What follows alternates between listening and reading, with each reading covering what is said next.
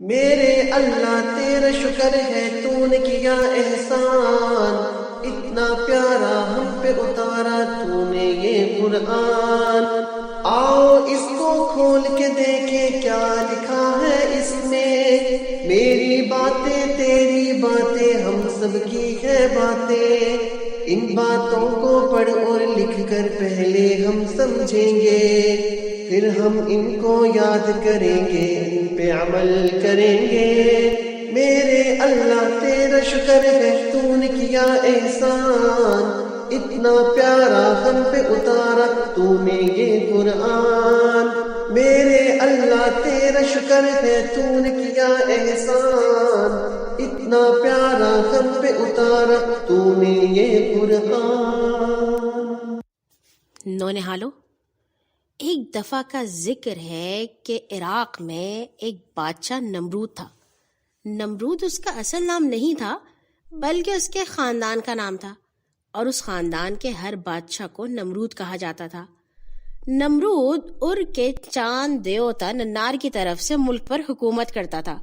اس تعلق کی وجہ سے لوگ اس کو دیوتا سمجھتے تھے اور اس کی پوجا کرتے تھے۔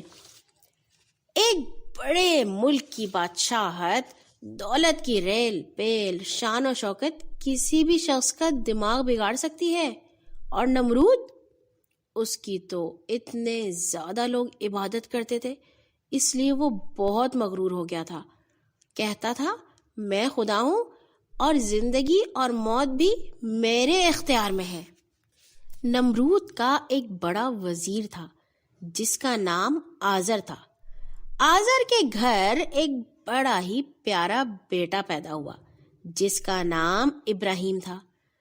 حضرت ابراہیم علیہ السلام جب تھوڑے بڑے ہوئے تو انہوں نے دیکھا کہ ان کے گھر والے اور دوسرے لوگ چاند، ستارے، سورج اور بتوں کی عبادت کرتے ہیں، اللہ کو تو بالکل ہی بھلا بیٹھے ہیں۔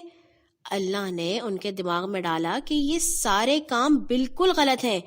چاند، سورج اور ستارے دن اور رات کو نظر تو آتے ہیں لیکن پھر ڈوب جاتے ہیں، یہ ہمارا رب کیسے ہو سکتا ہے؟ رب تو ہمیشہ رہنے والا ہوتا ہے، وہ تو کبھی بھی ایسے نہیں ہو سکتا جو ڈوب جائے۔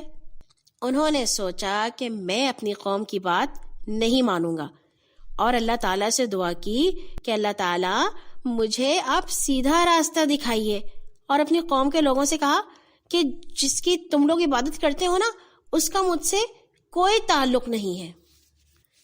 لوگوں نے کہا بڑے آئے تو ہمارے بتوں کو برا کہنے والے، تمہارا رب کون ہے؟ حضرت ابراہیم علیہ السلام نے کہا کہ میرا رب تو وہ ہے جس نے زمین اور آسمان بنائے ہیں، اور وہ ان کا رب ہے، اسی نے مجھے بھی پیدا کیا ہے، تمہیں بھی پیدا کیا ہے، وہی راستہ دکھاتا ہے، اور وہی ہے جو کھلاتا ہے پلاتا ہے، جب میں بیمار ہو جاتا ہوں تو وہی مجھے شفا بخشتا ہے، وہی مجھے موت دے گا اور دوبارہ بھی زندہ کرے گا، اور اسی سے میں امید رکھتا ہوں کہ قیامت والے دن وہ میرے تمام گناہ معاف فرما دے گا۔ یہ جن بتوں کی تم پوجا کر سکتے ہو نا، یہ کسی کو نقصان نہیں پہنچا سکتے۔ ہاں، میرا رب ہے پیارا رب جو سب کام کر سکتا ہے، اور وہ سب کچھ جانتا بھی ہے، وہ دیکھ رہا ہے کہ تم لوگ کیا کر رہے ہو اور تم لوگ میرے ساتھ کیا کر رہے ہو۔ تمہارے لیے بہتر ہے کہ اس سے ڈرو اور اسی سے رزق مانگو، اسی کی عبادت کرو، اسی کا شکر ادا کرو، اسی کی طرف سے تم لوگوں نے واپس جانا ہے۔ لوگوں کو یہ ساری بات بالکل پسند نہیں آئی، انہوں نے جا کے نمرود بادشاہ کو شکایت لگا دی۔ نمرود کو سخت غصہ آیا اور اس نے کہا ابراہیم کو میرے دربار میں پیش کیا جائے۔ اب حضرت ابراہیم کو لایا گیا۔ نمرود نے کہا ہاں جی، تمہارا رب کون ہے؟ ابراہیم نے جواب دیا میرا رب وہ ہے جس کے اختیار میں زندگی اور موت ہے۔ نمرود نے کہا زندگی اور موت تو میرے ہاتھ میں ہے، دکھاتا ہوں تمہیں۔ یہ کہہ کر اس نے 2 قیدی منگوائے، ایک کو قتل کر دیا اور دوسرے کو چھوڑ دیا۔ حضرت ابراہیم نے دل میں کہا عجیب بے وقوف ہے، زندگی اور موت کے اختیار کا مطلب ہی نہیں سمجھتا۔ اب انہوں نے کہا اچھا، اللہ تعالیٰ جو میرا رب ہے، جو سب سے طاقتور ہے، وہ تو سورج کو مشرق سے نکالتا ہے اور مغرب میں ڈبوتا ہے. تم ایسا کرو کہ ذرا سورج کو مغرب سے نکال کے دکھا دو. اب تو نمرود یہ سن کر ہکا بکا رہ گیا. اسے غصہ آیا. اس نے کہا یہ ابراہیم کو قید میں ڈال دو اور پھر ایک بڑی آگ جلاؤ اور اس آگ میں اسے ڈال دو. جب ان لوگوں نے بڑی ساری آگ جلائی اور حضرت ابراہیم کو اس میں ڈالا تو بھلا کیا ہوا؟ جو حضرت ابراہیم کا رب ہے اللہ تعالیٰ، جو ہمارا اور آپ کا بھی رب ہے، اس نے وہ آگ ٹھنڈی کر دی.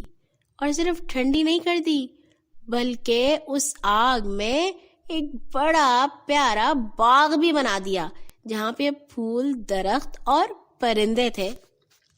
کیسے مزے کی بات ہے نا. یہی تو ہے ہمارے پیارے اللہ تعالیٰ جو ہر کام ٹھیک کر سکتے ہیں، اور اگر کوئی انہیں ناراض کرے تو وہ مشکل میں بھی پڑ سکتا ہے. تو پھر ہم نے کیا کرنا ہے بھلا؟ ہم نے اللہ تعالیٰ کو جو سب سے بڑا بادشاہ ہے اپنا دوست بنا لینا ہے. اور جب ہم اللہ تعالیٰ کو اپنا دوست بنا لیں گے تو پھر ہمارا گھر کہاں بنے گا؟ جنت میں. شاباش. میرے اللہ تیرا شکر ہے تو نے کیا احسان، اتنا پیارا ہم پہ اتارا تو نے یہ قرآن.